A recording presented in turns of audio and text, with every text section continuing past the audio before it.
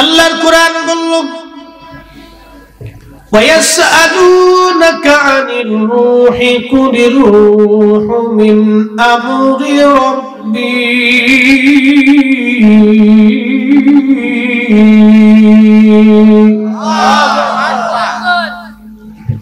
আল্লাহর কোরআন বলতেছে ও নবী আপনাকে কাফেররা রূহ সম্পর্কে জিজ্ঞাসা করে, আপনি বলে দেন রূহটা কি। বলেন কুলির রূহু মিন আমরি রব্বি, এটা আল্লাহর একটা হুকুম। আচ্ছা প্রশ্ন করি, জবাব দিবেন। রূহ যে মায়ের পেট থেকে দুনিয়াতে ফরিদি সাহেব আসছে আল্লাহর আইনে না ডাক্তারের আইনে? আল্লাহর আইনে না বাবার আইনে? আল্লাহর আইনে না মায়ের আইনে? আল্লাহর আইনে। আল্লাহর আইনে। এই জন্য আল্লাহ বলছেন হুজুর আপনি উত্তর দেন কুলির রূহু মিন আমরি রাব্বি, এটা আল্লাহর হুকুম। হুকুম যখন আসবে তখন দুনিয়াতে আসবে, হুকুম যখন হবে দুনিয়া থেকে চলে যাবে। কথা ঠিক কিনা? থাকার কোনো সুযোগ আছে? কোনো সুযোগ নেই। এটা যদি কেউ বুঝে দুনিয়াতে পাপ করতে পারে না। এই কথাগুলি যদি কেউ বুঝে দুনিয়াতে সে অন্যায় করতে পারে না। এই কথাগুলি যে বুঝে দুনিয়াতে দেমাগ দেখাইতে পারে না। কথা কোন ঠিক কিনা? অহংকার আসতে পারে না। প্রিয় উপস্থিতি, খুবই মনোযোগ দিয়ে শুনে যান। রূহের জগতে ছিলাম, সেখান থেকে দুনিয়াতে আল্লাহ আনলেন রহিমের জগতে। মায়ের পেটের মধ্যে কি চমৎকার আল্লাহর আইন। আল্লাহ পাক একটু শুকরানু থেকে আমার বডি নির্মাণ করলেন, রূহ নির্মাণ করেন নাই, বডি নির্মাণ করেছেন আল্লাহ। বাবার নির্গত খালাকাল ইনসানা মিন আলাক, খালাকাল ইনসানা মিন নুতফা। আল্লাহ পাক রব্বুল আলামিন মানব জাতিকে নুতফা থেকে, একটু পানি থেকে আমার আল্লাহ মায়ের পেটের মধ্যে তৈরি করতে লাগলেন। এই মায়ের পেটের ভিতরে রহিমের জগতে আল্লাহ রব্বুল আলামিন আমাকে পৌঁছাইলেন মাত্র একটা শুকরানু দিয়ে। আল্লাহ আমার বডি তৈরি করতেন মায়ের পেটের মধ্যে। আচ্ছা আপনারা বলেন, বডিটা যে আল্লাহ নির্মাণ করলেন, শেষিজ আল্লাহ বানাইলেন, এটা কি ডাক্তারের আইন না আল্লাহর আইন? তার মানে রহিমের জগতে আমাদের ক্ষমতা নাই, রূহের জগতে আমাদের ক্ষমতা নাই। মায়ের পেটের মধ্যে ছিলাম, কোনো ক্ষমতা আমার ছিল না, আপনারও ছিল না। মায়েরও কোনো ক্ষমতা নাই, বাবারও কোনো ক্ষমতা নাই, ডাক্তারও কোনো ক্ষমতা নাই। একেবারে নির্মল পরিচ্ছন্ন জায়গা। আল্লাহ আপনাকে কত সুন্দর করে রহিমের জগতে আল্লাহ রাখলেন, কতই চমৎকার করে আল্লাহ পাক রাখলেন। এত সুন্দর যদি আল্লাহ পাক বানাইলেন, লাকাদ খালাকনাল ইনসানা ফি আহসানি তাকওয়িম।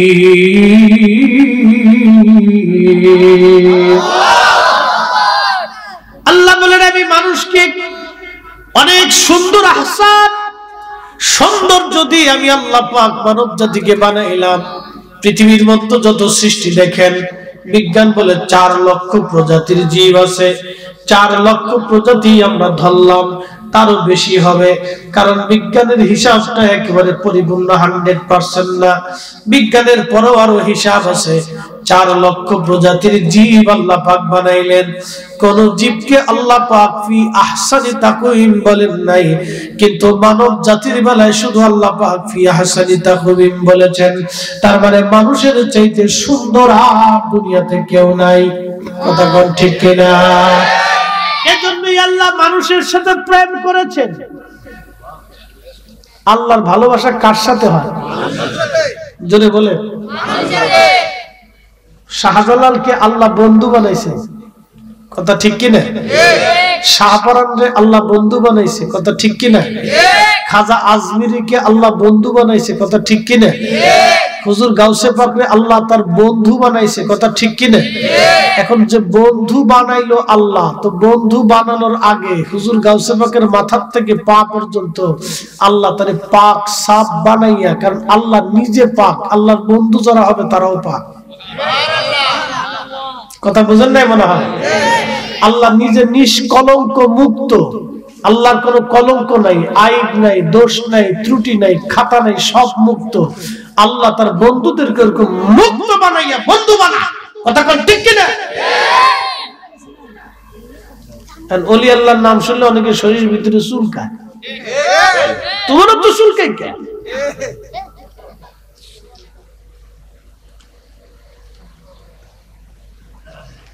প্রিয় উপস্থিতি, খুবই মনোযোগ। ভিড়টা একটু কমাই দিত ভাইয়া, সবাই একটু কমাই দাও, বেশি না কি? ঠিক আছে, কারণ ভিড় বেশি হলে বাহির থেকে বুঝবে না। অনেক লোক তো ঘরে বসেও শুনে, অনেকে আবার চিন্তা করে বিড়ি দুইটা টানা দিই একটু ওই কোনার বইয়া টানতেছে, টানের কি সুখ দেখে। শীতকাল না, চাদরটা মোড়া দিয়ে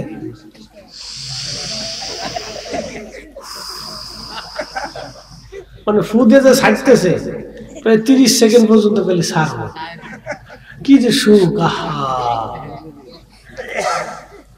এটা জীবনে যত বিড়ি টেক নিয়ে সুখ করছে, ততবার যদি সেজদার মধ্যে পড়িয়া আল্লাহকে ডাক দিত, সে অলি হয়ে যেতে পারত। কথা কিন্তু খারাপ হয়নি, আপনি বুঝে আমার উত্তর দিয়ে। যত বিড়ি টান দিয়ে, বিড়ি সাইডে দিয়ে সে যে পরিমাণে সুখ জোগাড় করছে, আহা, দুনিয়ার আর কোনো চিন্তা নেই। যখন সারে তখন দুনিয়ার চিন্তা নেই, যখন টানে তখন দুনিয়ার চিন্তা থাকে না। ওই অবস্থায় যদি সে সেজদা দিত তো অলি হয়ে যেত, কি কথা ঠিক কিনা? আরে বান্দা, তোমাকে আল্লাহ আদর করে দুনিয়াতে পাঠাইছে বিড়ি টানার জন্য।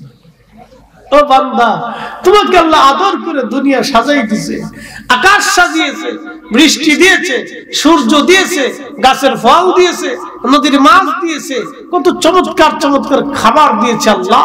তোমাকে কি ওই সমস্ত অসঙ্গতি, অসমস্ত আভিজাবি কাজ করার জন্য?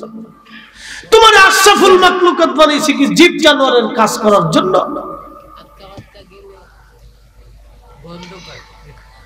প্রিয় উপস্থিতি, হাজিরিন, সময় আমার কম, কথা আমার বেশি, এই জন্যই আমি মুক্তাসার মুকাদ্দমা দিয়ে সরাসরি আলোচনায় চলে গেলাম। দেবীর দরবাসী, কথাগুলি ভালো করে শুনে যাবেন। আজ আপনারা বলছিলাম আমার মালিক, আমার রব, রহমের জগতে আল্লাহ আপনাকে লালন পালন করলেন, কি সৌন্দর্য চমৎকারিত্ব দিয়ে আল্লাহ আপনারে সৌন্দর্য দুনিয়াতে পাঠাইলেন। আল্লাহর ইচ্ছা অনুযায়ী আল্লাহ পাক আপনাকে সুরত দিলেন, আল্লাহর ইচ্ছা অনুযায়ী আল্লাহর পছন্দের সুরত আমার আল্লাহ পাক দিলেন। মানুষের সুরতটা আল্লাহর নিজের একবারে খাস পছন্দ। একবার জোরে বলা যাবে মারহাবা। আমাদের সুরতটা কার পছন্দের?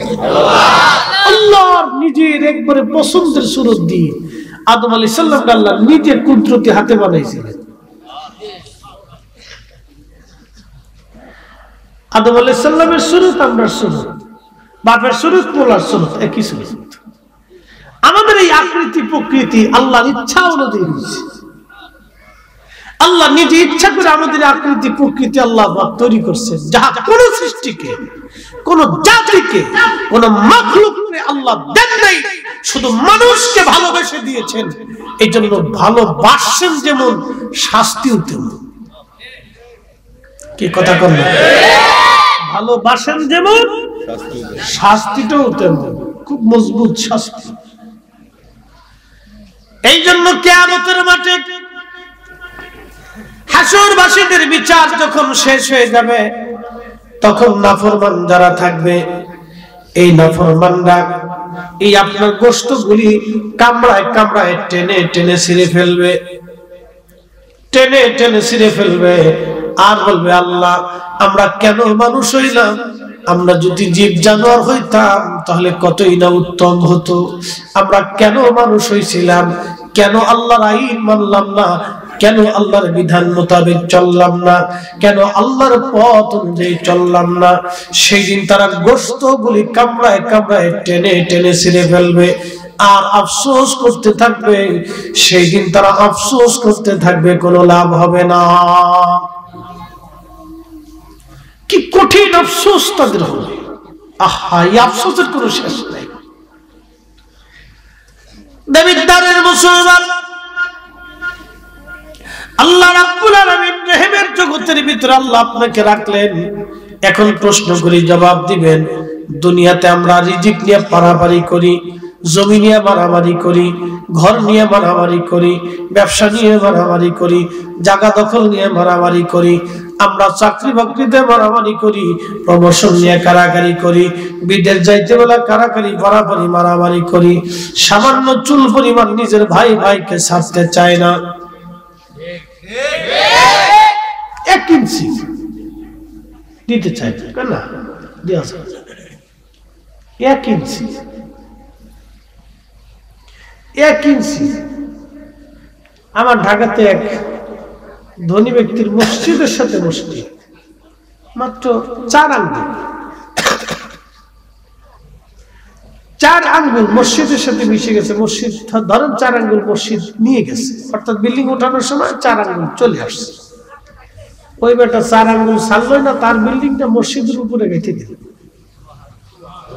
না না না, সুবহানাল্লাহ করেন না, সব কথা সুবহানাল্লাহ।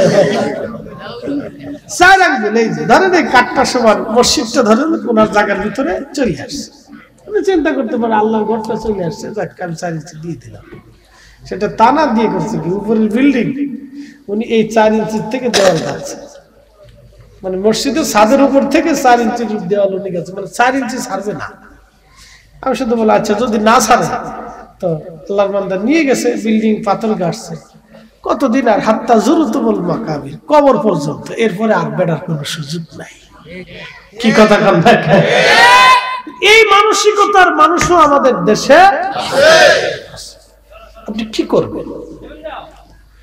তার মানে বোঝা গেল এরা দেখতে মানুষ, সুরতে মানুষ, কিন্তু হাকিকতে পশুর চাইতে নিকৃষ্ট। সুরতে মানুষ, হাকিকতে পশুর চাইতে নিকৃষ্ট।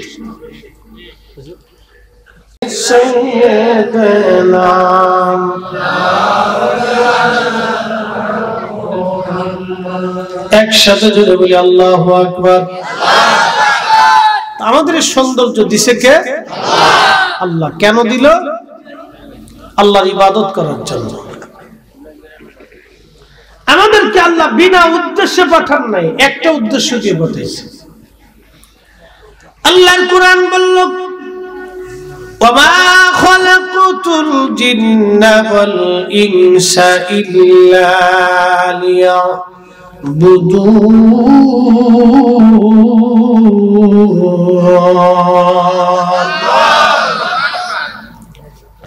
আল্লাহ বলেন, আমি মানুষ এবং জিন এই দুইটা জাতিকে বানাইলাম আমার গোলামি করার জন্য, আমার ইবাদত করার জন্য, আমার গোলামি বন্দেগী করার জন্য পাঠাইছি।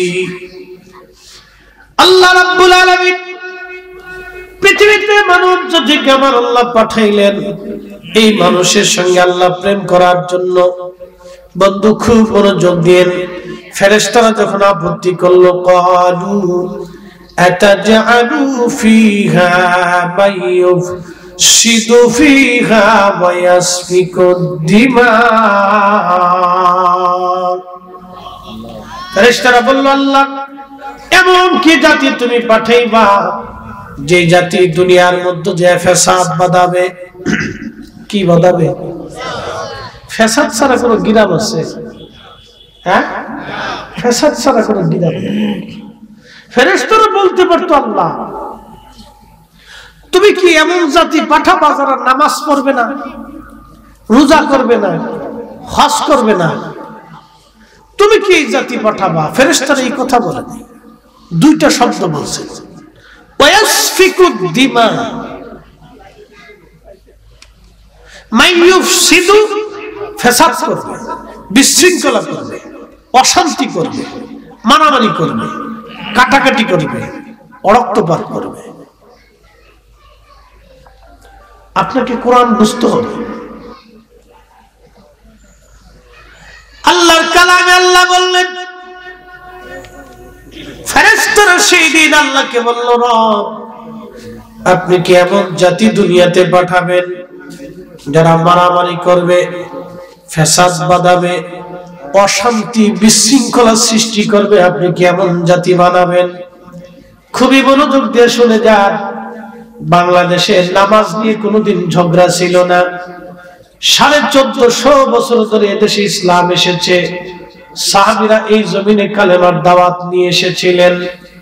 তারপরে বহু ওলিরা এসেছিলেন। শাহজালাল ইয়ামানি মুজাদ্দিদি এসেছেন।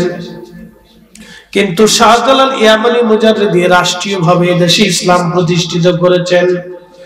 তিনি গৌর গোবিন্দকে পরাজিত করে এই জমিনে কালেমার পতাকা উত্তোলন করেছিলেন। শাহজালাল ইয়ামানি মুজাদ্দিদির মতো এত ব্যাপকভাবে তার আগে কেউ পারে নাই। কিন্তু তারও আগে বহু ওলির আগমন এই দেশে এসেছিল। আল্লাহর ওলি শাহজালাল ইয়ামানি মুজাদ্দিদি 800 বছর আগে একটা কালেমা আনলেন। আজকে আমার দেশের যারা বুকে হাত বেঁধে নামাজ পড়ে, ওরা বলে এই কালেমা হবে না, মুহাম্মদুর রাসূলুল্লাহ পাশাপাশি লেখা যাবে না, এটা শিরক।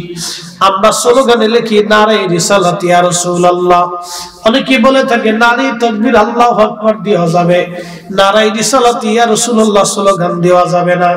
ওদেরকে জিজ্ঞেস করব, বেটারে নারে রিসালাত ইয়া রাসূলুল্লাহ স্লোগান কেন দিতে পারবো না? জমিন তো তোমার বাপের জমিন না, জমিন আল্লাহ। আল্লাহর হাবিবের স্লোগান আল্লাহর জমিনে চলবে। কথা বলেন ঠিক কি না? জমিন কার? আইন চলে কার?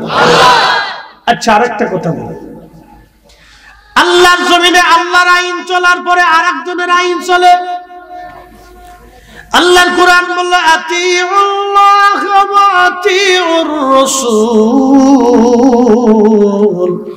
তোমরা আমি আল্লাহ মানার পরে নবী মানবা, আল্লাহ মানার পরে নবী মানবা। লিতুমিনু বিল্লাহি ওয়া রাসূলিহি, আল্লাহর উপরে ঈমান আনার পরেই নবীর উপরে ঈমান আনবা। আল্লাহ মানার পরেই নবী মানবা, আল্লাহর উপরে ঈমান আনার পরেই নবীর উপরে ঈমান আনবা। আল্লাহ পাক রব্বুল আলামিন বলতেছেন, ওয়ালিল্লাহিল ইজ্জাতু ওয়ালিল্লাহিল ইজ্জাতু ওয়ালিরাসূলিহি। ইজ্জত আমি আল্লাহর জন্য, আমি আল্লাহর পরে আমার নবীর ইজ্জত, ওয়ালি রাসূলিহি আমার রাসূলের জন্য। আল্লাহর পরে নবী, আল্লাহর পরে নবী, আল্লাহর পরে নবী। কোরআনের 40 আয়াতে আল্লাহ তার নামের পরে রাসূল শব্দ ব্যবহার করেছেন। আযানে আল্লাহর পরে মুহাম্মদুর রাসূলুল্লাহ শব্দ ব্যবহার হয়েছে, ইকামতে ব্যবহার হয়েছে, খুতবায় হয়েছে, তাশাহুদে নবীর সালাম হলো। এত জায়গায় তুমি শিরিক পাইলা না, খালি নারে রিসালাতের স্লোগান দিতে গেলে তুমি শিরিক খুঁজে পাও। তার মানে বোঝা গেল তুমি হলো বর্তমান জমানার ফিতনা ফাসাদকারী আযাজিলের দালাল। উচিত কথা বললেই ভয় বেজার হয়ে যায়, উচিত বললেই ভয় বেজার। নবীদারের মুসলমান, জমিন আল্লাহর, আসমান আল্লাহ। আল্লাহর জমিনে আল্লাহর আইন মানার পরে আরেকজনের আইন মানতে হয়। তিনি আমার নবী, জন্য নবী ছিলেন সাহেবে শরীয়ত। কাবা শরীফের মক্কাতুল মুকাররমার দিকে আপনারা ফিরে নামাজ পড়েন কিবলামুখী হইয়া, ঠিক কি না? আচ্ছা, আপনারা বলেন, আপনারা নামাজে দাঁড়াইলেন, ওযু আছে, এরপরে আপনার পোশাক ঠিক আছে, জায়নামাজ ঠিক আছে, নামাজের ভিতরে বাহিরে 17 ফরজের মধ্য দিয়ে দাঁড়ায় গেলেন। কিন্তু 17 ফরজের মধ্যে একটা ফরজ বাদ গেল। সেই ফরজের নাম হলো কিবলামুখী হইয়া নামাজ পড়া। এখন আপনি কিবলার দিকে না ফিরে যদি উত্তর দিকে ফিরে নামাজ পড়েন, আপনি জানেন এই দিকে কিবলা, কিন্তু আপনি ঘুরে গেছেন ডান দিকে, নামাজ হবে না? জোরে বলেন, জোরে। কিন্তু এই 17 ফরজের এক ফরজ এই ফরজটা হয়েছে আমার নবীর ইচ্ছা। একসাথে বলবেন আল্লাহু আকবার। কার ইচ্ছা? আল্লাহর রাসূলের ইচ্ছা। আমাদের এই দিকের কিবলাটা ছিল বাইতুল আকসার দিকে। নবী বাইতুল আকসার দিকে ফিরে ফিরে নামাজ পড়ে, কিন্তু নামাজে বারবার আসমানের দিকে তাকায়। যদিও চেহারা বাইতুল আকসার দিকে, কিন্তু আমার নবীর মনটা কিবলার দিকে। আল্লাহ ডাক দিলেন, হাবিব আপনি বারবার আসমানে তাকান, আপনার মন কিবলার দিকে ঘুরে আছে। হুজুর আমি আপনাকে কিবলার দিকে ঘুরাই দিলাম, যেই দিকে আপনি ঘুরে যেতে চান, অর্থাৎ আপনার মন যেই দিকে সায় দেয় কিবলার দিকে ঘুরে যাইতে। ইয়া রাসূলুল্লাহ আজকে থেকে কিবলামুখী হয়ে কাবা শরীফমুখী হয়ে নামাজ পড়া আমি আল্লাহ বাধ্যতামূলক করে দিলাম, ফরজ বানায় দিলাম। আমার নবীর ইচ্ছা। কার ইচ্ছা? এজন্য রাসূল ছিলেন সাহেবের শরীয়ত, শরীয়ত পূর্ণতা। এই জন্য আল্লাহর আইনের পরে এই জমিনে যার আইন চলে তিনি আমাদের নবী। কথা বলেন ঠিক না ঠিক?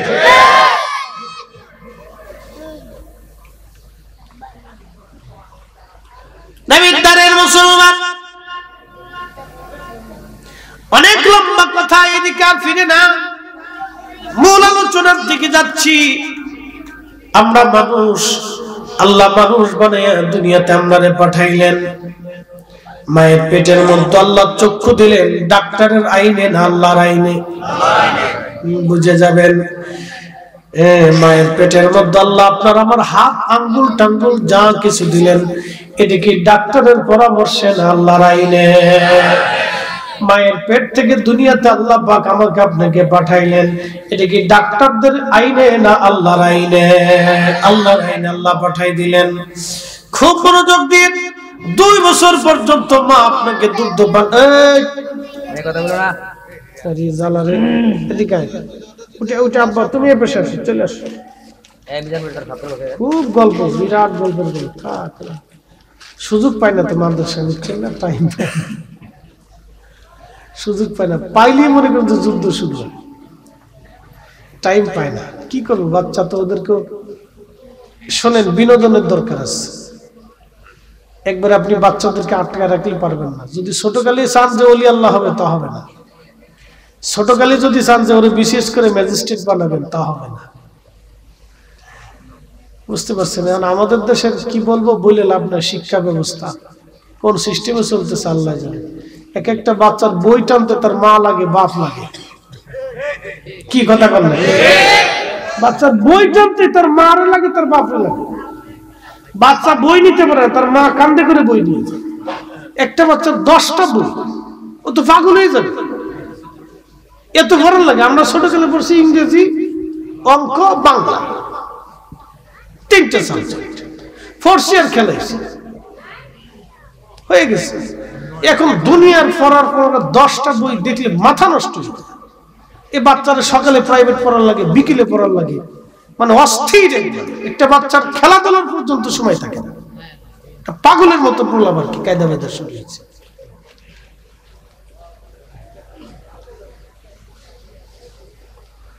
প্রিয় উপস্থিতি, শুধু পড়াইলে তো হবে না, ওদেরকে খেলাধুলার সময় দেওয়া লাগবে।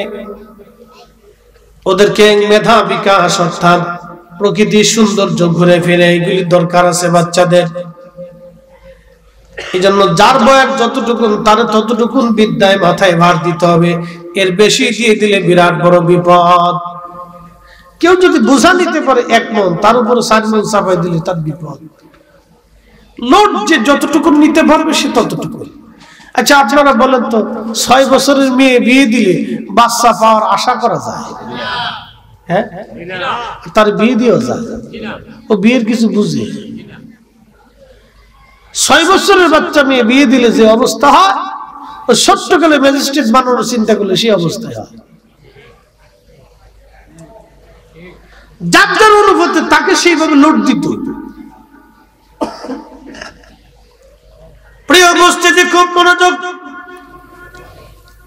আল্লাহ রাব্বুল আলামিন পৃথিবীতে মানব জাতিকে পাঠাইলেন। মানব জাতিকে পাঠাই আমার আল্লাহ রাব্বুল আলামিন কি জন্য পাঠাইলেন? আল্লাহর উদ্দেশ্যই মানুষ আল্লাহর গোলামি করবে। তার মানে আমরা ছিলাম রূহের জগতে, আসলাম আমি রেহেমের জগতে। এরপরে আমি যে জগতে আসলাম, এই জগতের নাম দুনিয়ার জগৎ। দুনিয়া পাওয়ার পরে আমি আগের সবগুলি ভুলে গেলাম, পরের গুলিও আমি ভুলে গেলাম। আল্লাহ দুনিয়ার জগতে আসার পরে আল্লাহ জানে মানব জাতি ভুলে যাবে, মানুষের স্মরণে থাকবে না।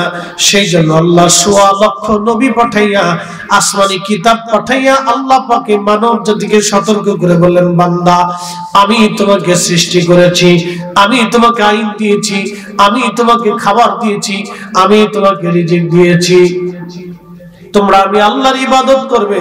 এই জন্য আল্লাহ কুরআন বলল, আ'বুদুল্লাহ ওয়ালা তুশরিকু বিহি শাইয়্যান ওয়া বিল ওয়ালিদাইনি ইহসানা। আ'বুদুল্লাহ দিয়ে আল্লাহ বলেন, বান্দা আল্লাহর ইবাদত করো, আমি মালিকের ইবাদত করো, আমি রবের ইবাদত করো, আমি আল্লাহর ইবাদত করো তুমি, আমি আল্লাহর ইবাদত করো, আমি আল্লাহর ইবাদত করো তুমি। ওয়ালা তুশরিকু বিহি শাইয়্যা, ইবাদত তো করবাই, আমি আল্লাহর সাথে কাউকে শরীক করবে না, আমি আল্লাহর সাথে শিরিক করবে না। আমি আল্লাহ তো আল্লাহ, আমি আল্লাহ তো আল্লাহ, আমি আল্লাহর প্রতি পরিপূর্ণ ইয়াকিন তুমি রাখবা। আচ্ছা বলেন তো, যিনি রিজিক দেন সে মালিকের নাম আল্লাহ। হ্যাঁ, জোরে বলতো। মাছের ডিম দেয় আল্লাহ, মাছে যে ডিম দেয় এটা কি ডাক্তারের আইনে না আল্লাহর আইনে? জমিনে পানি হয়, বৃষ্টি হয়, এটা কি বাংলাদেশের আইনে না আল্লাহর আইনে? এখন যে শীতকাল আসলো, এই শীতকালের পরে আর একটা কাল আসবে বসন্ত, এরপরে গ্রীষ্ম, তারপরে বর্ষা। এই কালগুলি কি আমাদের আইনে না আল্লাহর আইনে? সব কিছু যদি আল্লাহর আইনে চলে, তাহলে বলেন আমাদের জীবন চলবে কার আইনে? আল্লাহর, আল্লাহর, আল্লাহর। এই ছোট্ট কথাটা আমাদেরকে বুঝতেই হবে। আল্লাহর সৃষ্টির সব আল্লাহর আইনে চলে। আপনি ইচ্ছা করলে বৃষ্টি নামাইতে পারবেন না, ইচ্ছা করলেই বৃষ্টি বন্ধ করতে পারবেন না, আপনি ইচ্ছা করলে শীত নামাতে পারবেন না, ইচ্ছা করলেও আবার বন্ধ করতে পারবেন না। বলেন এখন আজকে জানুয়ারির প্রথম, পহেলা জানুয়ারি, এ সময় কথা হলো একবারে বেশি কনকনে ঠান্ডা পড়ার কথা, কিন্তু আমি ওয়াজ করতেছি, শরীর আমার ঘামতেছে, আমার শরীর ঘামতেছে। এখানে তো এখন ঠান্ডায় আমাকে জ্যাকেট গায়ে দিয়ে একবারে কুচুমুচু হয়ে কথা বলার কথা ছিল, কিন্তু আমি ঘামতেছি। তার অর্থ হচ্ছে এবছরের শীতের আশঙ্কাটা একটু কম কম মনে হচ্ছে। সামনে পড়বে কিনা জানি না, যিনি দিলেন তিনি কে? আল্লাহ। সারা বাংলাদেশের সব মানুষ ইচ্ছা করলে কি শীত টেনে আনতে পারবে? কোন শক্তি নেই। আল্লাহর সৃষ্টির উপরে আমাদের কোনো কর্তৃত্ব নেই, কোন কর্তৃত্ব নেই। আমাদের নিজেদের প্রতি আমাদের কর্তৃত্ব নেই। বলেন চোখ একটা নষ্ট হয়ে গেলে আপনি ইচ্ছা করলে কি ভালো করতে পারবেন? অসম্ভব। আমার চোখের উপরে কর্তৃত্ব নেই, আমার দাঁতের উপরে কর্তৃত্ব নেই, আমার জিহ্বার উপরে কর্তৃত্ব নেই, আমার জবানের উপরে কর্তৃত্ব নেই, আমার শরীরের উপরে আমার নিজেরই কর্তৃত্ব নেই। জ্বর, অসুস্থতা হলে ইচ্ছা করলে আপনি সুস্থ হতে পারবেন না। এদেশে বহু মানুষ অসুস্থ হয়ে দিনের পর দিন, বছরের পর বছর পড়ে আছে। একদিন এক ভদ্রলোক অসুস্থ দেখতে গেছি, 4 বছর বিছানায় পড়ে আছে একটানা। কথা বলতে পারে, খাইতে পারে, সব পারে, বসতে পারে না, হাঁটতে পারে না, চলতে পারে না, সব ঠিক আছে। বলতেছে, জিজ্ঞেস করলাম কি রোগ আপনার? বললো হুজুর ঘাড় থেকে মাজা পর্যন্ত একটা রোগ চিকুন, এই একটা রোগের জন্য আমার সমস্ত শরীর আজকে একবারে পরিপূর্ণ বিছানাতে, আমি বসতেও পারি না, চলতেও পারি না, সব ঠিক আছে। আমি বললাম ঘাট থেকে মাজা পর্যন্ত একটা রক চিকন, কোনো সিস্টেম নেই? ডাক্তার বলল কোনো সিস্টেম নেই, জীবনের শেষ নিঃশ্বাস পর্যন্ত আমাকে এভাবেই থাকতে হবে। তা পিছনের শীতেলে দেখি বালিশের গোড়ে দিই বিড়ির টুকলা। আমি শেষে জিজ্ঞেস করলাম, বাবা বিড়ি খান? কহা হুজুর। আমি কি এই অবস্থায় খান? কহা এই অবস্থায় টানি। বাপরে বাপ, আল্লাহ আপনার রক বাঁকা করে দিয়ে বিছনা দিতে না ফেলাইলে দুনিয়াত কি করতেন আল্লাহ জানে। কি কথা খারাপ কইছি? আমি বললাম বিছনাতে ফেলাই দেওয়ার পরও 4 বছর ধরে হয়ে হয়ে বিড়ি টানতেছেন, আপনার লজ্জা করে না? আমি বললাম আপনি একটা মানুষ, বৃদ্ধ হয়ে গেছে, মরার আশঙ্কা, বিছনায় আল্লাহ ফেলাই দিছে, এখনই কি আপনার সময় হয়নি আল্লাহর ইবাদত করার? এখনই কি আল্লাহর জিকিরের সময় হয়নি? আমি বললাম বিড়িটা বাবা দয়া করে ফেলে দেয়, অজু না থাকলে সন্তানদেরকে অজু করাইতে বলবেন, তা না হলে একটা পাথর আনেন, তায়াম্মুম শিখে যান। আমি নিজে বসে তায়াম্মুম শিখেছি। এগুলো মানুষ, মানুষ।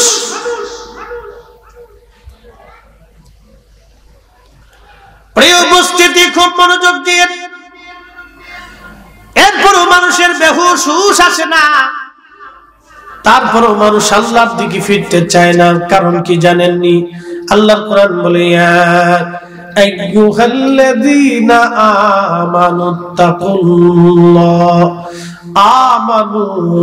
আমানুত্তাকুল্লাহ হাক্কা তুকাতিহি, এ ঈমানদার তুমি আমি আল্লাহকে ভয় করো, খুব ভয় করার মতো ভয় করো বান্দারে। ওয়ালা তামুতুন্না ইল্লা ওয়া আনতুম মুসলিমুন, মুসলমান না হইয়া কিন্তু মইরো না, তুমি মুসলমান হই আমি আল্লাহর কবরে আসো, মুসলমান হয়ে কবরে আসো। ইয়া হাবিবি ইন্নাল্লাহ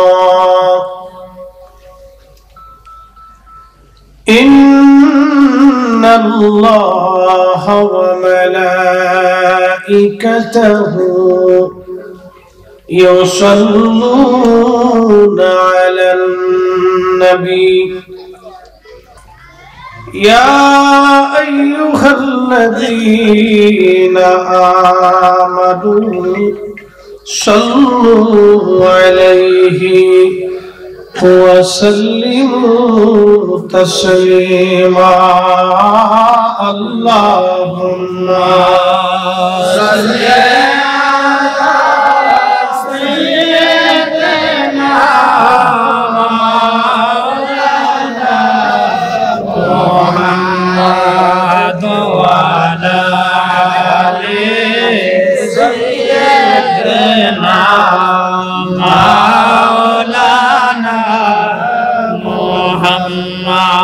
নবীর ইশকে জানো দিল ভাই এ ভুবনে কাঁদে না, রোজ হাসরে ভাই জানতারা নবীজির দেখা পাবে না। আল্লাহুম্মা সাল্লি আলা সাইয়্যিদিনা মাওলানা মুহাম্মদ ওয়া আলা আলি সাইয়্যিদিনা মাওলানা মুহাম্মদ। উড়ে যাও রে মাহফিল রহমত,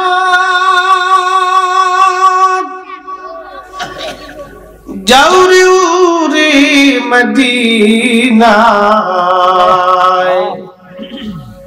আমাদের দরুদ পৌঁছে দিও নূর নবীজির পাক রওজায়। আল্লাহুম্মা সাল্লি আলা সাইয়্যিদিনা মাওলানা মুহাম্মদ ওয়া আলা আলি সাইয়্যিদিনা মাওলানা মুহাম্মদ। একটু জিকির করে লা ইলাহা ইল্লাল্লাহ লা ইলাহা ইল্লাল্লাহ লা ইলাহা ইল্লাল্লাহ লা ইলাহা ইল্লাল্লাহ হাসবি রাব্বি জাল্লাল্লাহ মা ফি কলবি গায়রুল্লাহ আহা নূর মুহাম্মদ সাল্লাল্লাহু আলাইহি নূর মুহাম্মদ সাল্লাল্লাহু লা ইলাহা ইল্লাল্লাহ লা ইলাহা ইল্লাল্লাহ লা ইলাহা ইল্লাল্লাহ মুহাম্মাদুর রাসূলুল্লাহ সাল্লাল্লাহু আলাইহি ওয়াসাল্লাম। আল্লাহর দরবারে শুকর এবং সুজুদ যিনি অনেক মানুষের ভিতরে কবুল করে এই এলাকার বহু মানুষ থেকে আলাদা এবং যাচাই বাছাই করে আল্লাহ তার বেহেশতের বাগান পর্যন্ত ঢোকার তৌফিক দিয়েছেন আলহামদুলিল্লাহ। এবং শুকরিয়া করি সে আল্লাহর যিনি ১০০ লক্ষ নবীর উম্মত না বানাইয়া ১০০ লক্ষ নবীদের ইমামের উম্মত বানাইছেন। আল্লাহর সৃষ্টিতে এর চেয়ে বড় চাওয়া এবং পাওয়া আমাদের আর কিছু নাই। অনেক বড় চাওয়া এবং পাওয়া, এটা মহা মুশকিল। পার্সোনাল নাম্বারটা কি পায়? আল্লাহ রাব্বুল আলামিন এই মহা সৃষ্টির ভিতরে অসংখ্য নবী আলাইহিমুস সালাতু ওয়াস সালাম,